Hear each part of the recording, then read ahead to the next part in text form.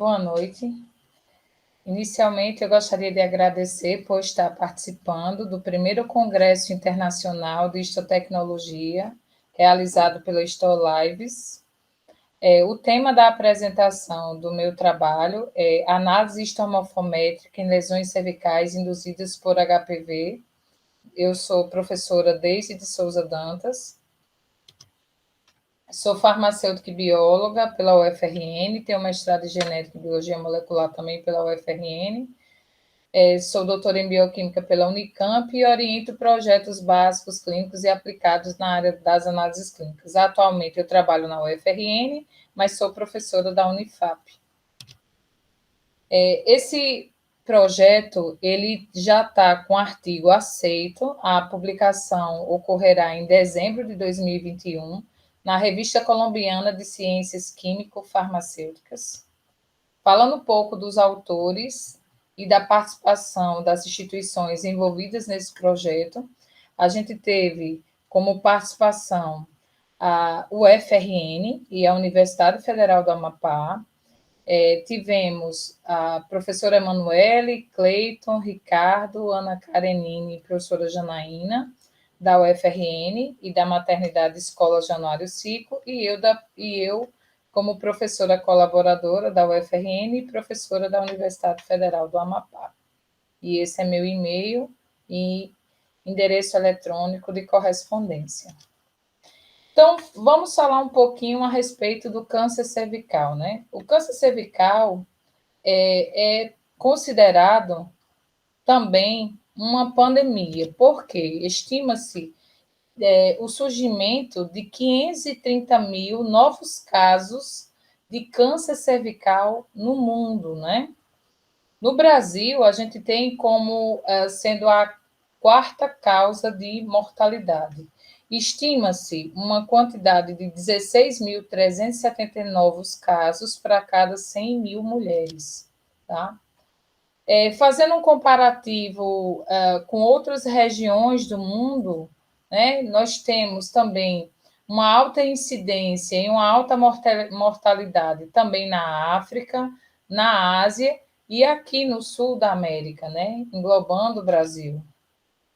Falando um pouquinho da questão do HPV, o HPV é um vírus epiteliotrópico, né? E por ser um vírus epiteliotrópico, ele tem tropismo, principalmente pelo canal, pelas células superficiais, os queratinócitos, né? E eles gostam principalmente da que nós chamamos de zona de transformação cervical. Por quê? No colo do útero nós temos a JEC, a junção escamocolunar, que seria o epitélio escamoso e internamente o epitélio cilíndrico, né? Quando a gente tem o desenvolvimento do câncer cervical, o câncer cervical ele ocorre na presença do HPV. E nós temos características específicas que estão associadas à presença do HPV, né? No epitélio escamoso, nós temos as células escamosas, que seriam as células superficiais, intermediárias e parabasais, ou metaplásicas, e células metaplásicas, né? No caso, em atipias, né? E a partir do momento que a gente tem a evolução com a presença do HPV, esse epitélio, nós podemos ter a lesão intraepitelial de baixo grau, que está associado à caracterização com a presença do coilócito, a binucleação e a queratinização. Lembrando que o vírus, ele faz a sua integração do seu material genético, né? E se essa lesão, ela evolui, né? Ela, vamos supor, essa evolução, ela é gradativa, né? Essa evolução, essa lesão pode se tornar maligna e causar o câncer, propriamente dito, com a mudança da morfologia das células, as células se tornando hipercromáticas, com hipercromasia, a perda da relação núcleo-citoplasma, a gente vai ter muito núcleo para pouco citoplasma, né?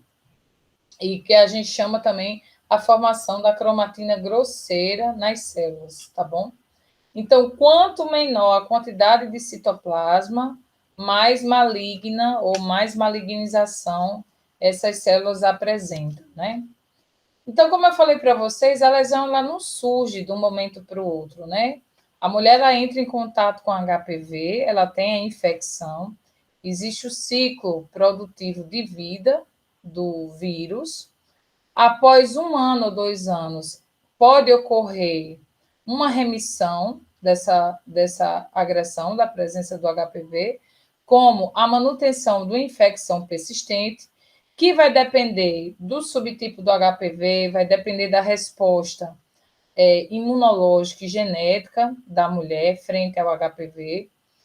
E após 20 anos, ou até menos, a gente pode ter essas alterações, essas lesões induzidas por HPV, com a ativação dos seus oncogênicos, fazer com que o material genético do HPV ocorra sua integração e, com isso, ao surgimento do câncer, né? Do câncer cervical. Quando a gente fala de HPV, a gente pensa assim, o HPV, por que ele está tão associado à malignidade? Aqui eu tirei uma figura que tem alguns marcadores que identificam a oncoproteína do HPV com sua resposta. Então, vamos dar um exemplo. Quando a gente fala, por exemplo, da formação e promoção de inflamação associada ao tumor, as oncoproteínas que estão envolvidas são principalmente E6 e E7, atuando nas células apresentadoras de antígenos e atuando em outras células, como CCL2 e MMP9, né? Produção. Quando a gente pensa que esse tumor vai estar relacionado à ativação com invasão e metástase, a gente tem as proteínas PDZ, que também vai estar associado à oncoproteína E6. Nesse tumor, se a gente tiver a formação ou indução de angiogênese, ou seja, o tumor ele formar ou surgir novos vasos, a gente vai estar associado a essas moléculas também, e principalmente a interleucina 8. A gente pode ter também a formação de pequenas partículas de DNA através do E7, causando uma instabilidade e mutação no DNA do hospedeiro. A gente pode ter também uma desregulação celular energética a partir da oncoproteína E6, através dessas moléculas MYC e mTOR-C1. A gente pode ter também uma resistência da célula à sua morte, lembrando que a P53 ela está relacionada com a morte celular programada. Então, se você inibe a P53, você deixa essa célula imortalizada e, com isso, fácil, para além dela estar malignizada, ela ser resistente à sua morte, né? A oncoproteína E6 também está associada a telomerase, também ativando essa imortalidade. A gente tem sinais proliferativos também associados, fazendo com que a célula se multiplique, associada à oncoproteína do vírus E7, principalmente, mas também podemos associar E5, como a retinoblastoma, a KDM6A, KDM6AB e EGFR.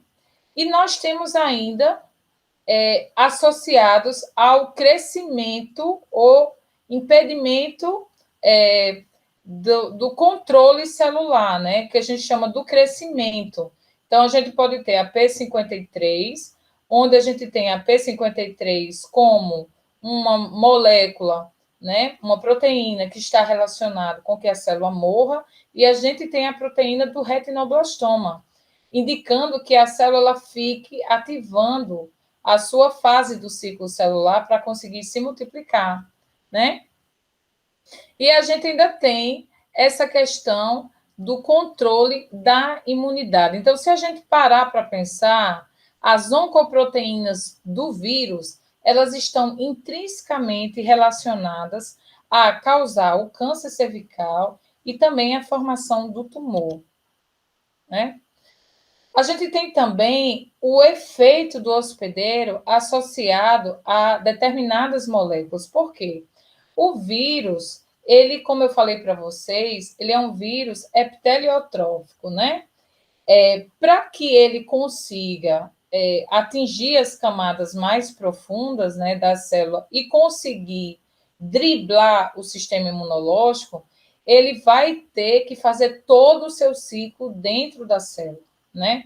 Inclusive, a gente tem a imunidade inata, que nós temos os fagócitos, proteínas, citocinas controlando aquele microsistema, né? E a gente tem também a imunidade adaptativa, que seriam os linfócitos T e os linfócitos B com determinada sinalização. O grande problema do HPV é que ele dificulta a célula apresentadora de antígeno, né? A célula apresentadora de antígeno não consegue bem identificar o HPV, para que o sistema imunológico ele fique de alerta e consiga debelar essa virose, né? Então ele fica realmente dentro da célula, né, tentando ficar mascarado do sistema de defesa enquanto ele consegue desenvolver o seu ciclo, né? Esse artigo, como eu falei para vocês, ele foi aceito pela revista, mas ele proveu de um projeto, né? De um projeto de mestrado. Ele foi aprovado pelo Comitê de Ética da UFRN, o protocolo número 526 de 2011.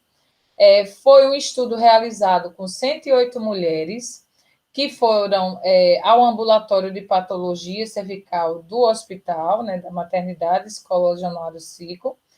Todas as mulheres recrutadas receberam informações detalhadas sobre o objetivo do estudo, que era fazer esse mapeamento celular, né?